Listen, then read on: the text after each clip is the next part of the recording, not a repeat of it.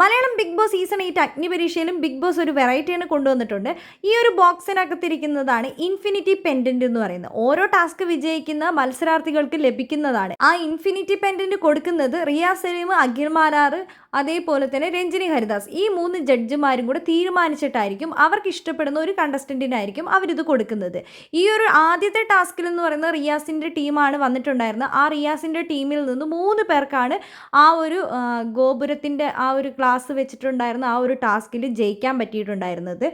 ആ 3 പേരിൽ പ്രണവ്, അനഘ, അഭിറാം എന്ന് പറയുന്ന 3 പേരാണ്. ഇതിൽ ഏറ്റവും കൂടുതൽ നല്ല രീതിയിൽ പെർഫോമൻസ് കാഴ്ചവെച്ചത് പ്രണവ് എന്നാണ് റിയ സലീം പറഞ്ഞിട്ടുണ്ടായിരുന്നത്. അനഘ ആദ്യം കംപ്ലീറ്റ് ആണ് ചെയ്തത്. പക്ഷേ അനഘേൻ്റെ ആ ഒരു ഗോപുരം എന്ന് പറഞ്ഞാൽ ഇടയ്ക്ക് ഇളകിക്കൊണ്ടിരിക്കുന്നുണ്ടായിരുന്നു. അതുകൊണ്ടാണ് അനഘയ്ക്ക് കിട്ടാത്തത്. ഏറ്റവും നല്ല പെർഫെക്ഷനോടുകൂടി ചെയ്തത് പ്രണവാണ്. അങ്ങനെ ആദ്യത്തെ ബിഗ് ബോസിൻ്റെ ഇൻഫിനിറ്റി പെൻഡൻറ്റ് സ്വന്തമാക്കിയിരിക്കുന്ന പ്രണവാണ്. ഈ ഇൻഫിനിറ്റി പെൻഡൻറ്റിന് ഒരുപാട് ഗുണങ്ങളുണ്ട്, ഒരുപാട് അത്ഭുത ശക്തികളുണ്ട് എന്നൊക്കെയാണ് പറഞ്ഞിരിക്കുന്നത്. ആ ശക്തികൾ എന്തൊക്കെയാണെന്നൊന്നും വെളിപ്പെടുത്തിയിട്ടില്ല. അത് എന്തൊക്കെയാണെന്ന് വരും വഴിയെ പറയുമെന്നാണ് ബിഗ് ബോസ് പറഞ്ഞിരിക്കുന്നത്.